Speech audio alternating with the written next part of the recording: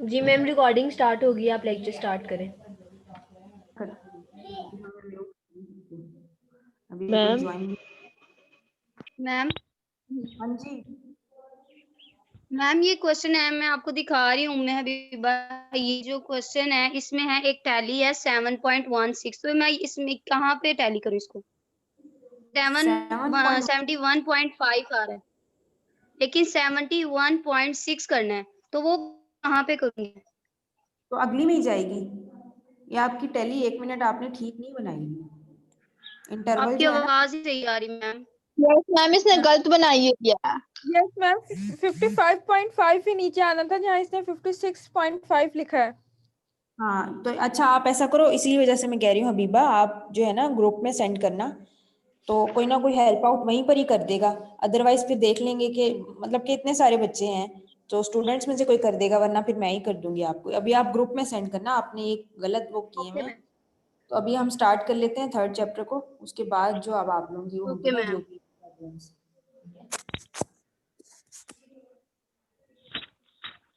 Okay ma'am.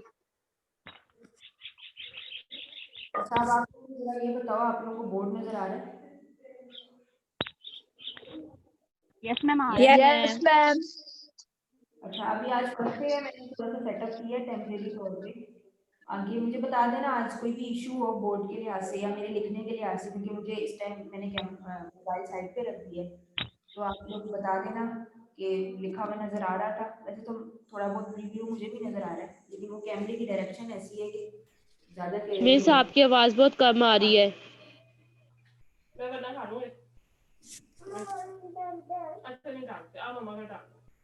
चलो अब बताओ, मैंने आवाज थोड़ी सी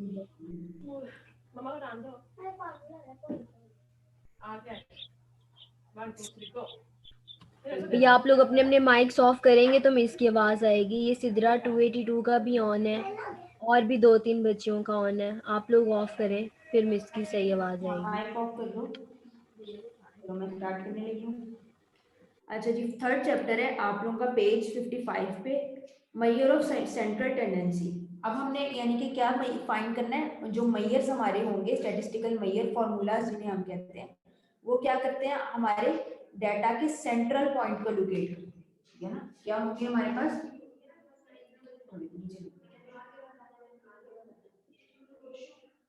मैयर ऑफ लोकेशन कहते हैं इनको, या फिर लोकेशन के अलावा इसको मैयर ऑफ सेंटर्स भी कह सकते हैं, यानी कि जो दरमियाना पॉइंट होगा उसको मैयर करने के लिए। अच्छा दूसरा ये कि मुझे बता देना, अभी थोड़ा सा कैमरा इस पोजीशन में है, मैं हिला नहीं रही इसको, लेकिन नेक्स्ट से फिर सेट कर लेंगे। अभी इतना तो नजर आ रहा है ना जिस पोर्शन में लिखा है। Yes ma'am. चलो ठीक है, मैयर ऑफ लोकेशन हमारा क्या मैयर करता है, डाटा के सेंट्रल पॉइंट को। हम लोगों ने डाटा में क्या देखना होता है कि सेंटर का जो पॉइंट, जिस तरह आप लोगों ने एवरेज पढ़ी हुई है, आप लोगों ने सिंपल पहले भी इसको थोड़ा बहुत पढ़ा है कि मीन जिसे कहते हैं, और इंग्लिश लैंग्वेज में से क्या कहते हैं, एवरेज।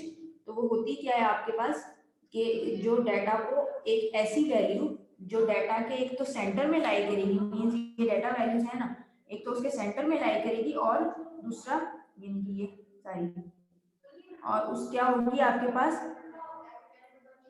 डाटा की एक्चुअल रिप्रेजेंटेशन, ठीक है ना। यानी कि फॉर एग्जांपल से समझा देती हूँ। आप लोगों की क्लास में मार्क्स लेते हो, आप लोग 10 में से आप लोगों के मार्क्स हैं, और किसी के 9 है, 8 है, 7, 6, सबके मार्क्स, पूरी क्लास के 50+ जो भी स्टूडेंट्स हैं उन सबके मार्क्स हैं। तो अब मैं रिजल्ट जब बताऊंगी आगे कि कितना रिजल्ट किस तरह का था, कि एवरेज बच्चों के कितने नंबर थे, तो मैं एक एक वैल्यू को नहीं बताऊंगी कि 5 भी थे, 6 भी थे, 7 भी थे, 8 भी थे, वो तो ऑब्वियसली हर 7.5 भी होते हैं, 8.5 भी होते हैं, इस तरह से भी होते हैं। तो मैं हर बच्चे के मार्क्स नहीं ना बताने लग जाऊंगी, तो मैं क्या करूंगी, उसकी एवरेज कैलकुलेट करूंगी, और जो कि क्या होगा, जो बिल्कुल बैलेंसिंग पॉइंट होगा, सेंट्रल पॉइंट होगा, जो कि बता देगा कि डाटा, यानी डाटा को ऐसी वैल्यू जो डाटा को एक्चुअली रिप्रेजेंट कर सके। फॉर एग्जांपल, जब आप काफी बच्चों का स्कोर है वो यहाँ पे लाई करते हैं, ये 0, यहाँ से 0 स्टार्ट होता है, और काफी बच्चों का स्कोर जो है वो ये आप लोगों का 10 हो गया, तो यानी कि 10 में भी है काफी बच्चों का, और मतलब काफी बच्चों का 10 में है, काफियों का 8 में है, फिर 7 में भी है, 6 में, 5 में। तो आप लोग क्या करते हो, जब मीन कैलकुलेट करोगे तो वो उसके बिल्कुल मिड में आएगा और आपको शो करेगा कि हमारे पास उसका यानी कि एवरेज वैल्यू कितनी है। फॉर एग्जांपल ओवरऑल जितने भी बच्चों के मार्क्स थे, हम कहते हैं कि हमारे पास जो एवरेज आई है वो 7.5 है। इसका मतलब है कि ये ऐसा नंबर है जिससे आप लोग की क्लास के पूरे के मार्क्स पता चल रहे हैं, रिजल्ट पता चल रहा है कि रिजल्ट अच्छा था या एवरेज था। तो इससे आप लोग पता चल जाता है कि रिजल्ट किस तरह का है ना। तो एवरेज बेसिकली इस तरह से बताती है कि ओवरऑल डाटा को रिप्रेजेंट करती है। और होता क्या है, सेंटर मैयर, उसे कहते हैं क्या है, किस चीज का मैयर है वो, सेंटर का मैयर है। और लोकेशन क्यों कहते हैं उसको, कि लोकेशन भी तो सेंटर में लाई करती है, मतलब कि कौन सी लोकेशन को मैयर करता है, जो सेंटर में होती है। तो इस तरीके से हम इसको कहते हैं कि मीन जो है। अच्छा, अब आप लोग दूसरा देखो, तो पता तो चल गया आप लोगों को होपफुली कि मीन क्या होता है एक किस्म का। और दूसरे वर्ड्स में से भी ये भी कहते हैं कि बैलेंसिंग पॉइंट है। फॉर एग्जांपल या आप लोगों का इस तरह से ले लो, जिस तरह वो सीसॉ नहीं होता, उस तरह से काफी सारे डाटा पॉइंट्स आपके यहाँ पे लाई करेंगे, ये लाई कर रहे हैं, इसी तरह से इस साइड पे लाई कर रहे हैं। तो जो ये दरमियाना पॉइंट होगा ना, वो इन दोनों पॉइंट्स को बैलेंस करेगा, ठीक है ना। और रिप्रेजेंट कैसे करेगा, ऐसी रिप्रेजेंटेशन होगी कि जिससे हमें ओवरऑल डाटा का पता लग जाएगा, है ना। जिस तरह आप लोगों के मार्क्स का मैंने कहा था कि 7.5 आपकी एवरेज आती है, तो हमें पता चल जाएगा रिजल्ट बुरा नहीं है, रिजल्ट ओके है, अच्छा है। अगर तो एवरेज 8 आ जाती है तो मीन्स के रिजल्ट बहुत अच्छा है। अगर एवरेज आप लोगों की 6 या 5 आ जाती है तो हम कहते हैं कि रिजल्ट बिल्कुल ही एवरेज है, दरमियाना है। और अगर आप लोगों की एवरेज 3 आ रही है तो उससे मुराद है कि आप लोगों की, अच्छा इससे भी देख लो, आप लोगों का ये किस चीज को शो कर रहा है। फॉर एग्जांपल आप लोगों का ये मीन जो है वो 5 को शो कर रहा है, कि हाफ इधर है हाफ इधर है, तो मीन भी क्या आ रहा है, 5 ही आ रहा है आपके पास। दूसरा फिर आप लोग कहते हो कि अगर हमारे पास मीन क्या है, 3 है, तो इसका मतलब है ज्यादा वैल्यूज इधर थी, ठीक है। तो ये चीज तो आप लोगों का, लेकिन वो डाटा को बैलेंस इस तरह से करेगा कि हायर वैल्यूज फिर यहाँ पे होंगी, यानी ये जस्ट आप लोगों को मैथमेटिकली वो बताने का तरीका है। लेकिन उससे क्या होगा कि ओवरऑल डाटा की आपको पिक्चर पता चल जाएगा, आप लोगों को इसका मार्क्स का पता चल गया। इसी तरह से वेट का आप लोग कहते हो कि वेट में आप पूरी क्लास की जो वेट है, या एज की बात कर लो, एज आप लोगों की सबकी मंथ्स का भी फर्क होता है, सबकी एजेस डिफरेंट होगी। 40 जो भी 17 ईयर्स 18 ईयर्स 19 ईयर्स जो भी आपकी एजेस है, उससे हमें होगा कि सब वैल्यूज की हम माइक ऑफ कर दो, इसका माइक है। मैं मोबाइल चला नहीं सकती हूँ, आप लोग माइक खुद से ऑफ करो। 17 है काफी सारे बच्चों की एज, काफियों की जो है वो 18 है, ठीक है ना। और 19 भी है काफियों की, और 20s में भी होंगी, है ना। इतनी आप लोगों की ये सारी एजेस हैं। तो आप लोग क्या करोगे कि ऑब्वियसली किसी एक वैल्यू से हम रिप्रेजेंट करना चाहेंगे इसको, तो हम क्या कहेंगे, इन सब वैल्यूज का एवरेज निकाल लेंगे और हम कहेंगे कि जो एवरेज एज है वो इसकी वो 18.5 है सपोज, ठीक है ना, आपकी तरफ से। तो हमें पता अंदाजा हो जाएगा कि अच्छा इस क्लास में कितने कम से कम, यानी कि हम कह रहे हैं कमो बेश कितनी एज के स्टूडेंट हैं, ठीक है ना। इसी तरह से वेट भी मेजर कर सकते हैं, जिस चीज की भी। आप लोग देखो क्रिकेट में भी वो क्या निकालते हैं, एवरेज निकालते हैं, ठीक है ना। क्रिकेट में भी, एक सेकेंड, आप लोगों का माइक किसका ऑन है, महक आपका माइक ऑन है, अभी आप आइए और आपने जो है ना, और अपने नेम के आगे रोल नंबर मेंशन करो। जिसका नहीं लिखा होगा, मैंने मेरे पास नेम है ही नहीं, आप लोगों मैंने अभी लिखे ही नहीं है, तो मैं लगा ही नहीं सकूंगी अटेंडेंस, खुद ही फिर आप लोगों ने मिस हो जाएगा। अच्छा, अब आप लोग देखोगे, एक तो आप लोगों को दूसरी चीज मैंने फर्स्ट उसमें बताई थी कि एक हमारे पास सैंपल होता है और एक हमारे पास पॉपुलेशन होती है। पॉपुलेशन क्या होती है, जो पूरी की कंप्लीट आपके पास पॉपुलेशन हो, और यहाँ पे सैंपल क्या होता है, जिसका एक्सट्रैक्टेड वो होता है, यानी कि पॉपुलेशन आपके पास ये है सपोज, तो सैंपल इसमें से एक छोटा सा पार्ट हम एक्सट्रैक्ट कर लेते हैं इंफॉर्मेशन गेन करने के लिए, ठीक है ना। और उसकी बेस पे हम जो भी कैलकुलेशन करते हैं, हम कहते हैं कि पॉपुलेशन की वो अच्छी रिप्रेजेंटेशन। फॉर एग्जांपल आप लोग का, अच्छा यहाँ पे देखो एक चीज, पॉपुलेशन और सैंपल का जो डिटेल है ना, वो आप लोगों को बाद में आप लोग पढ़ोगे, फिलहाल बस इतनी बात पता होनी चाहिए। और इसकी डिफरेंस की डेफिनेशन भी आप लोगों को फर्स्ट चैप्टर में करवाई थी, तो आप लोग उसको लर्न करें। अच्छा, सैंपल में जब हम मीन निकालने लगते हैं, सैंपल मीन, और इसी तरह से पॉपुलेशन मीन है आप लोगों का, तो सैंपल मीन किसको उससे किस तरह से शो करते हैं, एक्स बार से, स्मॉल एक्स बार से, ठीक है। और उसका फॉर्मूला क्या होता है, सारी वैल्यूज का सम, एक्स को हम वैल्यू से डिनोट करते हैं, ठीक है ना, यानी कि सारी वैल्यूज का सम और divided by number of items. ये आप लोगों की एक तो आप लोगों का नेट का जो इशू है ना। और पॉपुलेशन मीन को हम यू से शो करते हैं, है ना।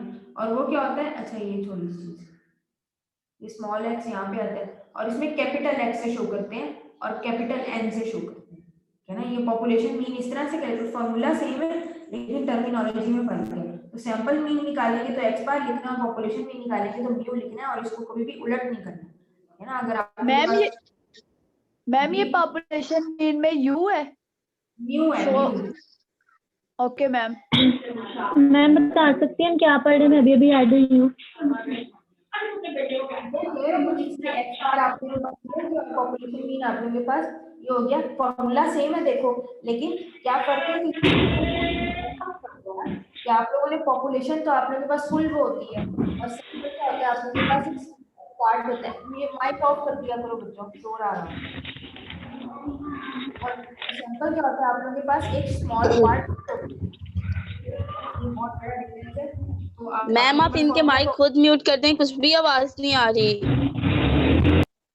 माइक में अब म्यूट करती हूँ क्योंकि अब मैं उस तरह से मेरे पास है नहीं सामने मेरे पास, मैं फिर अब परमानेंटली म्यूट करने लगी हूँ। अगर आप लोगों ने कुछ पूछना हुआ तो चैट में पूछ लेना, लेकिन चैट में भी जो है ना वो अब फोन मैंने रखा हुआ है, हाथ में नहीं है मेरे, तो मेरे लिए प्रॉब्लम हो रही है। अब मैंने उसको म्यूट कर लिया, परमानेंटली म्यूट कर दिया। अच्छा आप लोग देखो सैंपल मीन और पॉपुलेशन मीन ये है आप लोग के, यानी कि फॉर्मूलाज ऑब्वियसली सेम है, टर्मिनोलॉजी में थोड़ा सा फर्क इस वजह से है कि इसका डाटा ऑब्वियसली डिफरेंट होता है। ये पूरी पॉपुलेशन है, फॉर एग्जांपल हम कहते हैं कि पूरी पाकिस्तान की पॉपुलेशन है, तो इस वजह से हम जब उसका कैलकुलेट करने लगेंगे तो हम लोग ये कैपिटल एक्स और कैपिटल एन यूज करेंगे। फॉर्मूला तो ऑब्वियसली सेम होना ना, ये पूरी पाकिस्तान की पॉपुलेशन के आप सम लेते हो। कोई भी अगर आप कैरेक्टरिस्टिक बुक सपोज को कर रहे हो कि पूरी पाकिस्तान में से अगर आप ब्लड प्रेशर के पेशेंट्स को कर रहे हो तो बहुत ज्यादा होंगे, पॉपुलेशन बहुत बड़ी है, तो पूरे पाकिस्तान में से क्योंकि आप बीपी के पेशेंट्स ले रहे हो ना, तो उन सब पेशेंट्स को आप फिर क्या करोगे, ऐड करोगे, ठीक है ना। उनके ब्लड प्रेशर को आप लोग ऐड करोगे और डिवाइड करोगे जितने वो पेशेंट्स हैं, नंबर ऑफ पेशेंट्स उनको उससे।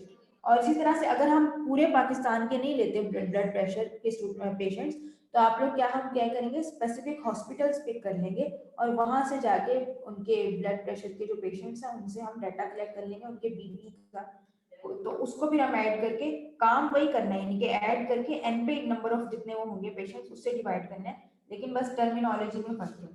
अब एग्जांपल कर लेते हैं जिससे आप लोगों को क्लियर हो जाएगा। बस ये हम लोगों ने ज्यादातर यूज ये करना होता है ना, क्योंकि हम लोग पॉपुलेशन पे बहुत कम काम करते हैं, लेकिन उसकी नॉलेज होनी चाहिए क्योंकि आगे जाके आप लोग पढ़ोगे। अभी फिलहाल हम सैंपल पे ज्यादातर काम करेंगे क्योंकि हमें इतनी बड़ी तो हमारे पास होनी हो ताकि हमारे पास सारी पॉपुलेशन हो।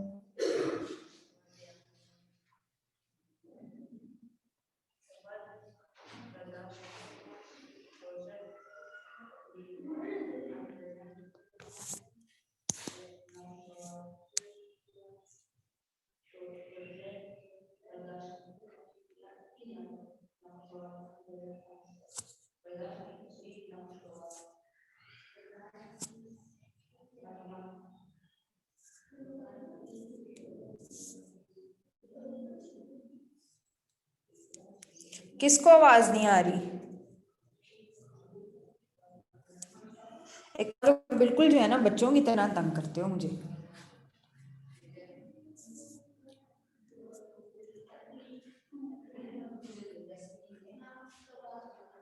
और आप लोगों की क्लास को ज्यादा प्रॉब्लम्स होती हैं।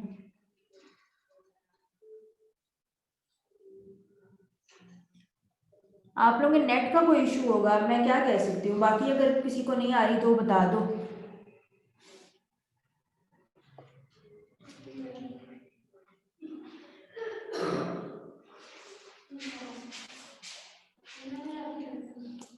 क्योंकि मेरे तो नेट का फिलहाल तो कोई इशू है नहीं, यहाँ पे सिग्नल्स भी पूरे हैं सारा कुछ, और किसी क्लास में इशू नहीं होता। सुबह भी जो 2 क्लासेस ली हैं उनमें इशू नहीं हुआ था, प्रॉब्लम नहीं था कोई। अच्छा जी आप लोग क्या करो, फॉर्मूला ये एक दफा लिख रही हूँ दोबारा सैंपल का, क्योंकि हमने ज्यादातर सैंपल को ही यूज करना है।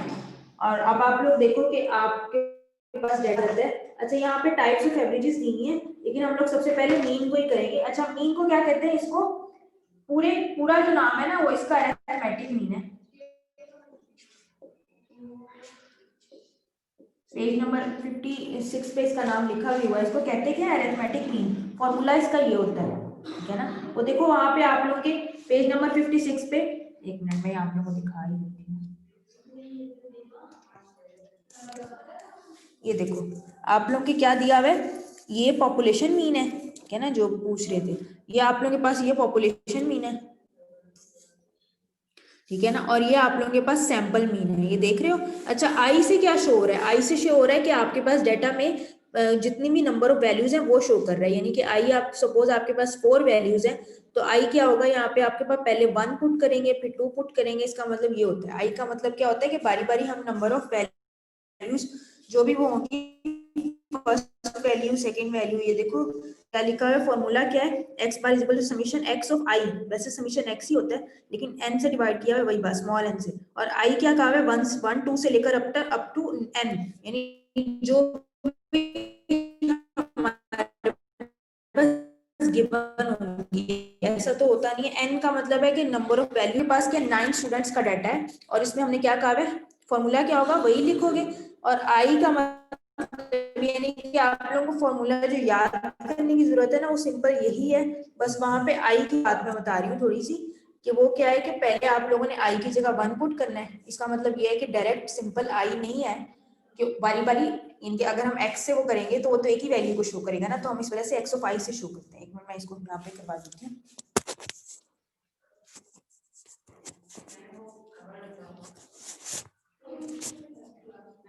अच्छा यहाँ पे क्या आ जाता है आप लोगों के पास, x ऑफ i का मतलब ये है आप लोगों के पास कि अगर आप लोग x से एक वैल्यू को डिनोट करते हो तो वो तो x इज इक्वल टू 4 हो गया ना आप लोगों के पास।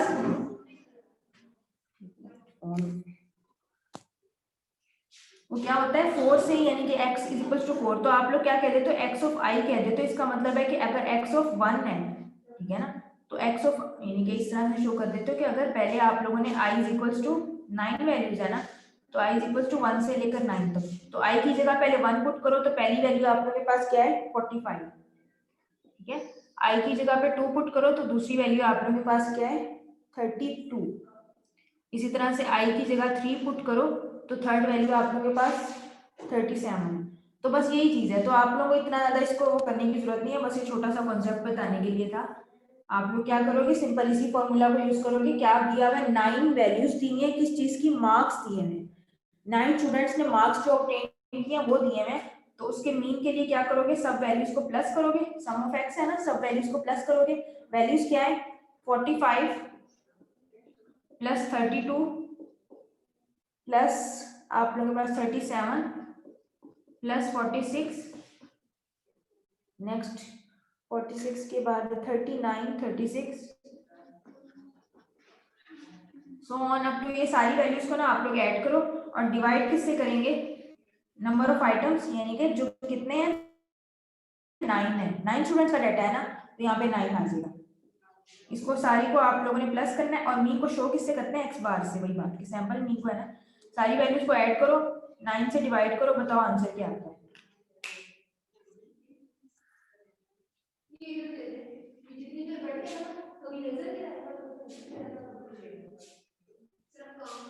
इसको सारे को सॉल्व करके बताओ मुझे मीन क्या आता है। 40 आ रहा है, सबका 40 आ रहा है, चैट में ही आप लोग बताओ,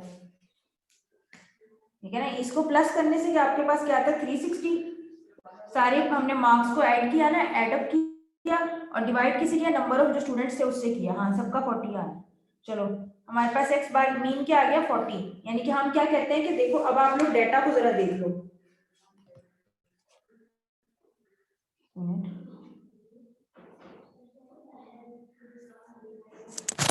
डेटा को आप लोग देखो तो हमारे पास डेटा क्या है,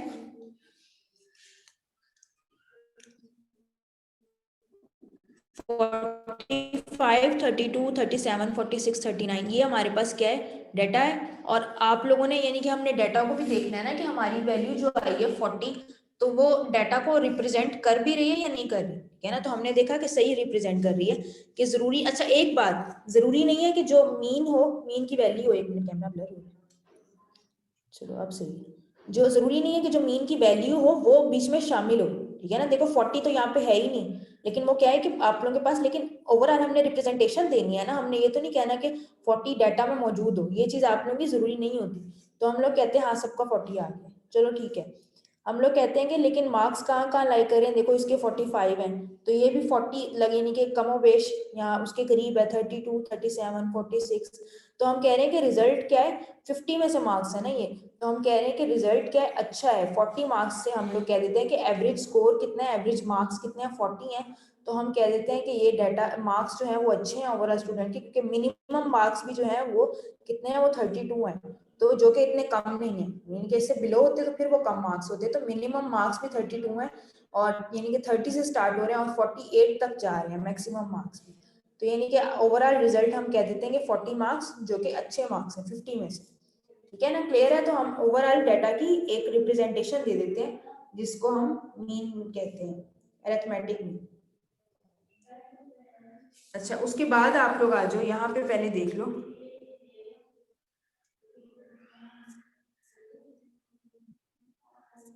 अच्छा यहाँ पे आप लोग देखो वेटेड अरिथमेटिक मीन है। वेटेड अरिथमेटिक मीन होता है जो इंपॉर्टेंस के लिहाज से होता है। फॉर एग्जांपल ये हमारे पास आइटम्स है, ठीक है ना, फूड हो गया, rent, clothing, fuel, light, other items, और ये उनकी एक्सपेंडिचर है रुपीज में, यानी कि खर्चा कितना लगता है इस पे, फूड पे 290 रुपीज, 54, रेंट पे 98, 75 और अदर आइटम्स पे 75।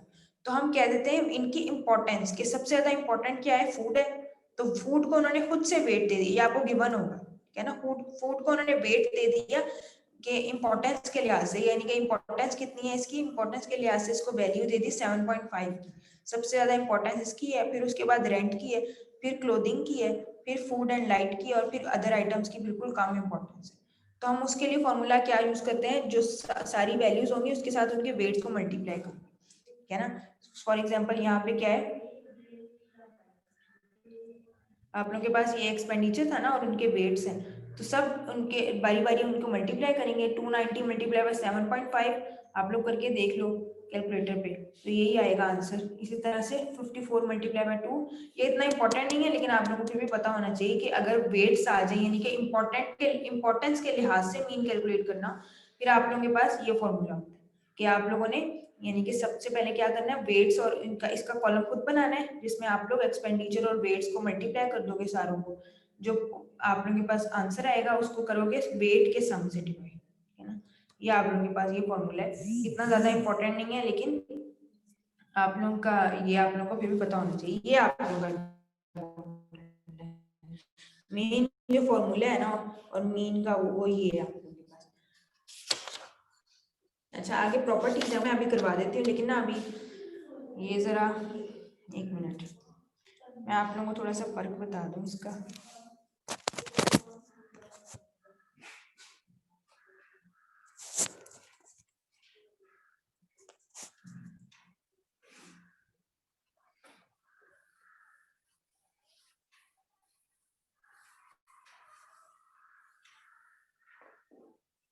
अच्छा आगे आप लोग देखो क्या होता है कि हमारे पास, यानी कि इसके वेटेड अरिथमेटिक मीन को बस एक दफा देख लेना कि कैसे किया है, अदरवाइज इतना ज्यादा इसको इम्पोर्टेंट ये नहीं है। अच्छा ये जो हमने कैलकुलेट किया, ये जो फॉर्मूला है आप लोगों के पास, ये बेसिकली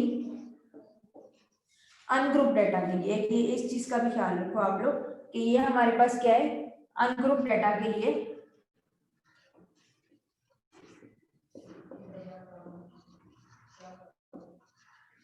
जब डाटा हमारे पास क्या होता है, ग्रुप नहीं होता है, यानी कि सिंपल जो फ्रीक्वेंसी डिस्ट्रीब्यूशन वाला का नहीं है, सिंपल जब आप लोगों के पास गिवन होता है डाटा, इस तरह से एक लाइन में आप लोगों को यहाँ पे मार्क्स दिए हुए थे, यहाँ पे कोई क्लासेस नहीं बताई गई थी, कोई रेंज नहीं थी, तो ये फॉर्मूला उसके लिए। ग्रुप डाटा के लिए फिर हम बाद में करेंगे, उसमें हम फ्रीक्वेंसी, फॉर्मूला यही होगा, बस फ्रीक्वेंसी ऐड हो जाएगी, है ना उसमें, क्योंकि हम लोग फ्रीक्वेंसी का यूज करते हैं। हमारे पास क्या होता है, यहाँ पे वहां पे रेंज होती है, वहाँ एक्चुअल वैल्यूज नहीं होती, रेंज गिवन होती है कि इस रेंज में इतनी वैल्यूज डाई करी है, इस रेंज में इतनी वैल्यूज है, और ये सारा कुछ।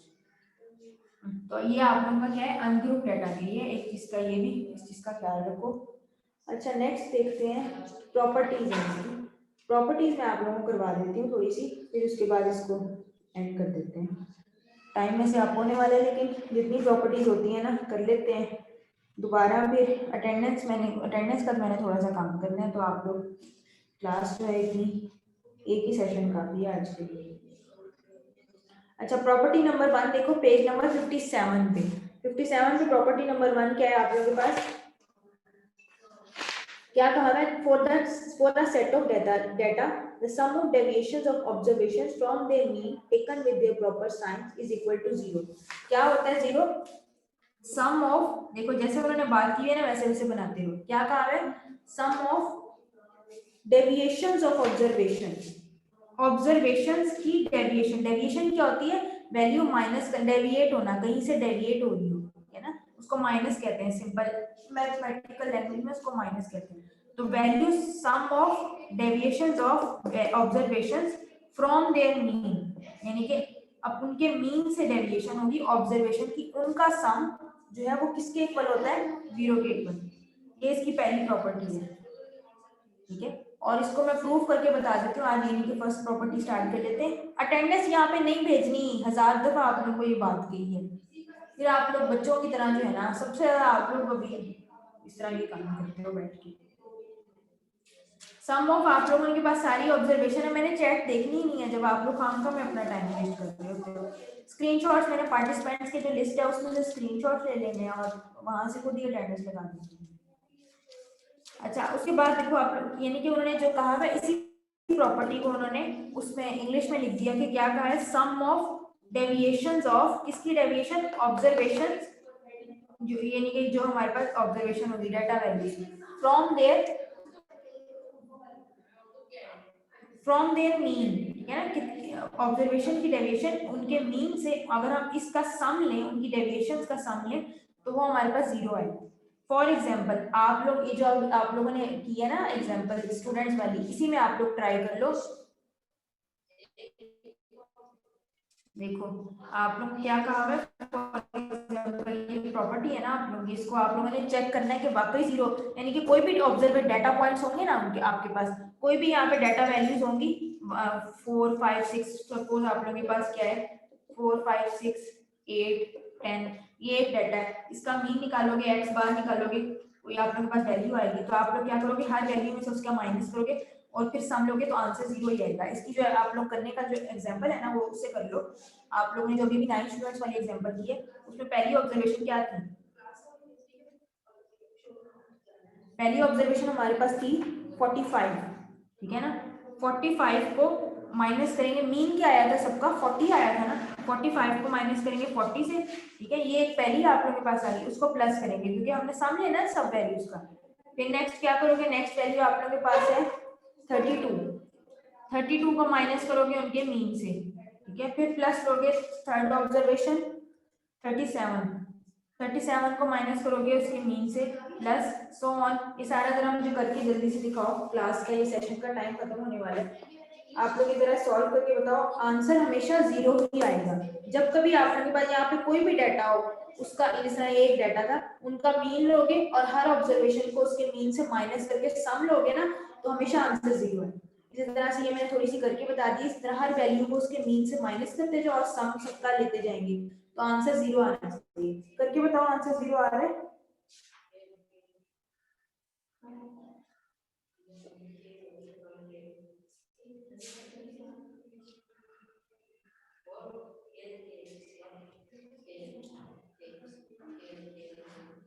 इसको सॉल्व कर लो सारे बच्चे। कैलकुलेटर पे डायरेक्ट हो जाता है, ब्रैकेट डालो कैलकुलेटर पे, 45 लिखो माइनस 40 लिखो, ब्रैकेट क्लोज प्लस, ये सारा कैलकुलेटर पे डायरेक्टली करो आप लोग।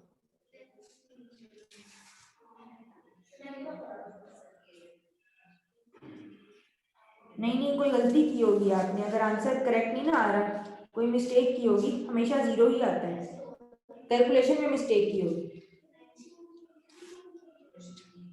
वरना ये प्रूफ प्रॉपर्टी है और कुछ भी कर लो आंसर हमेशा 0 ही आता है। दोबारा इसको करके देख लो ना कि क्या मिस्टेक है।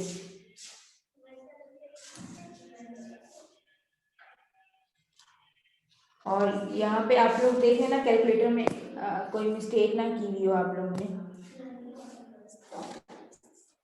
टाइम थोड़ा ही रह गया है काफी मीटिंग का।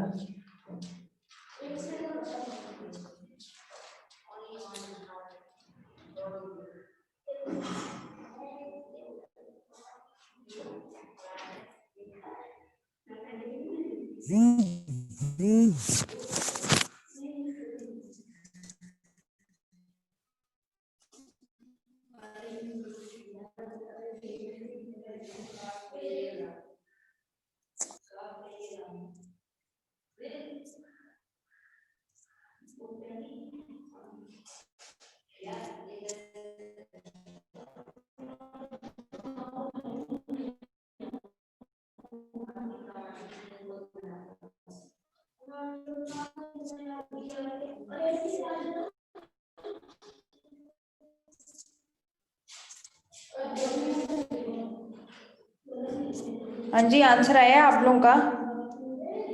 टाइम बिल्कुल एंड होने वाला है और इसके बाद आंसर 0 एक बच्ची का आ गया है। हाँ जी, 2 का आ गया है। आंसर 0 ही आता है। जिसका नहीं आया वो उसमें उसने कैलकुलेटर में कोई मिस्टेक है कैलकुलेशंस में, वो अपनी रीचेक बाद में कर लेंगे। लेकिन